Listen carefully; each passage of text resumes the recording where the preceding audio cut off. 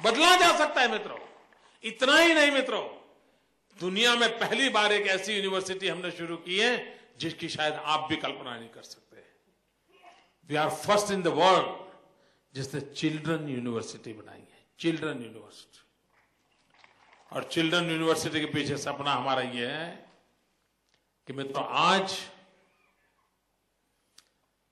पहला हमारा परिवार अपने आप में एक यूनिवर्सिटी था, जॉइंट फैमिली। बच्चे का संपूर्ण विकास होता था परिवार में। वो दादी से एक सीखता था, दादा से दूसरा सीखता था, चाचा से एक सीख लेता था, चाची से दूसरा सीखता था, बड़े भाई से सीखता था, छोटे बहन से सीखता था। एक प्रकार से जीवन में हर प्रकार का उसका मल्टीफेसेट डेवलपमेंट होता था। लेकिन आज माइक्रो फैमिली हो गए।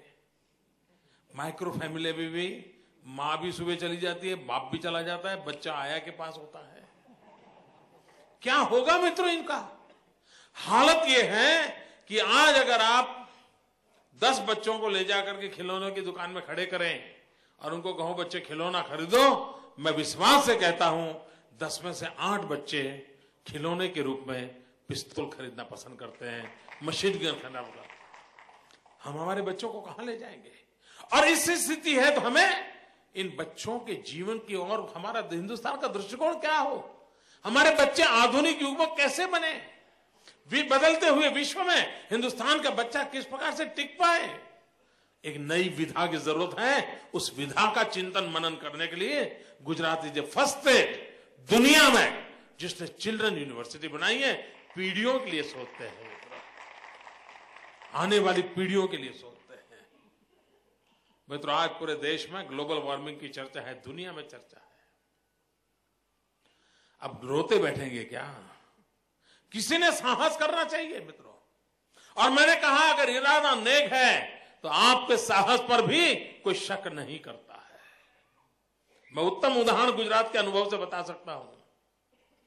अगर ग्लोबल वार्मिंग चलती है तो हमारा कोई कंट्रीब्यूशन होना चाहिए क्या? Are we ready to change our lifestyle? मित्रों, हमने तय किया हम रिन्यूएबल एनर्जी के क्षेत्र में जाएंगे। हमने सोलर एनर्जी के अंदर कदम उठाना तय किया। हिंदुस्तान में हम पहले राज्य थे जिसने सोलर पॉलिसी लाए, भारत सरकार भी नहीं लाई थी।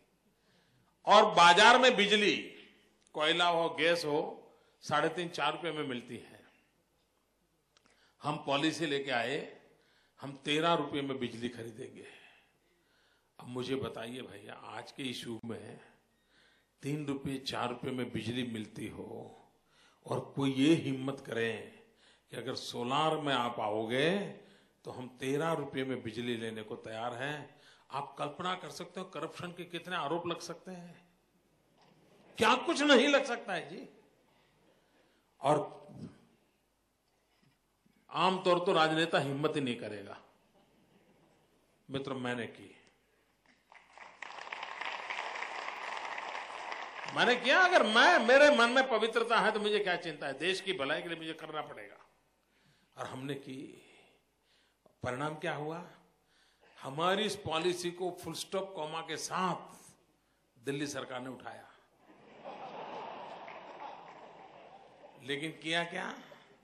वो क्यों किया वो खोज का विषय है। हमने 13 किया था, उन्होंने 19 किया। किसकी भलाई के लिए भगवान जाने। अब मैं जैसे उनकी पॉलिसी आई मैं डर गया। मैंने कहा मेरे यहां 13 में कौन आएगा भाई? ये सब जहां 19 मिलेगा वहीं जाएगा। व्यापारी आदमी तो कमाने के लिए काम करता है, क्यों आएगा मेरे यहां? उसके बावजूद भी मित्रों, ये भी एक केस स्टडी करने जैसा है मित्रों। भारत सरकार ने सोलर एनर्जी में 19 रुपया देने के लिए फैसला किया और हमने 13 रुपया देने का फैसला किया। पूरे हिंदुस्तान में 120 मेगावाट सोलर एनर्जी हुआ। हमारे पैसे कम थे लेकिन हमारे यहां 700 मेगावाट सोलर एनर्जी हुआ।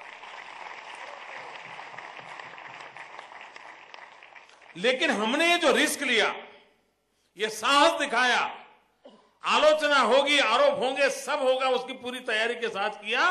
आज परिणाम क्या आया है मित्रों? वो दिन दूर नहीं होगा जब सोलर एनर्जी भी ₹7, ₹8 में उपलब्ध हो जाएगी विद इन ए ईयर। और मैं विश्वास से कहता हूं कि 2017-18 तक पहुंचते पहुंचते कोल और गैस के भाव जिस प्रकार से दाम बढ़ रहे हैं, स्थिति ये आएगी कि कोयले से, गैस से बनने वाली बिजली और सोलार से होने वाली बिजली दोनों के दाम इक्वल आ जाएंगे।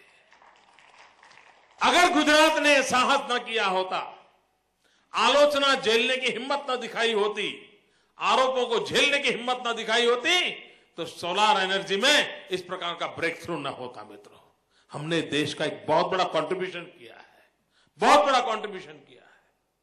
शुरू में हमको महंगा पड़ा, लेकिन तब जाकर के स्थितियां बदली है और अब इससे भारत का भाग्य बदल सकता है। जहां पर सबसे ज्यादा सूर्य देवता तपते हो, वह देश सोलार एनर्जी की ओर मुड़ जाए तो मित्रों पूरे दुनिया के अंदर वो कॉम्पिटिटिव क्षेत्र में नंबर 1 पे जाके खड़ा हो सकता है। किसी ने तो करना पड़ता है, साहस दिखाना पड़ता है। जो बिल्कुल ही सुरक्षात्मक अवस्था में रहना चाहते हैं कि कुछ भी यार कुछ बच के चलो, वो भी कुछ कर नहीं सकते मित्रों। हाँ, इरादा नेक चाहिए।